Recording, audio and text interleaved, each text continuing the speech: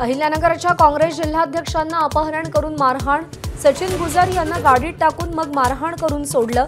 अपहरणकर्त्यावर गुन्हा दाखल करण्याचं काम सुरू।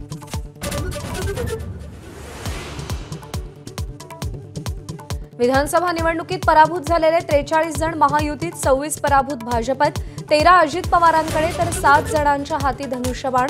सर्वाधिक 19 उमेदवार ठाकरेंच्या शिवसेनेचे।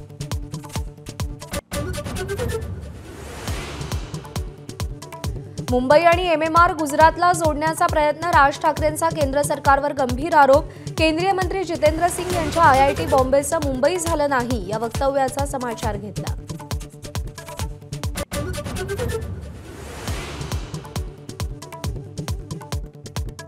मुंबई महापालिकेच्या मतदार यादीत तब्बल 11 लाख दुबारनावं। राज्य निवडणूक आयोगाची धक्कादायक माहिती। यादी स्वच्छ करण्यासाठी महापालिकेनं वेळ मागितला।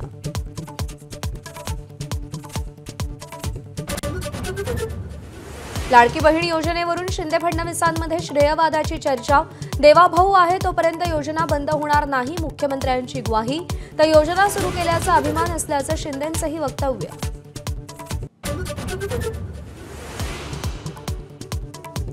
सध्याची सामाजिक राजकीय परिस्थिती पाहून गुदमरल्यासारखं होतंय। ज्येष्ठ अभिनेते नाना पाटेकरांची खंत। तरुणाईकडे बदल घडवण्याची क्षमता असल्याचंही मत। सोलापूरच्या अनगर येथील उज्ज्वला थिटेंच्या अपिलावर आज पुन्हा सुनावणी। दोन्ही बाजूंचा युक्तिवाद होणार।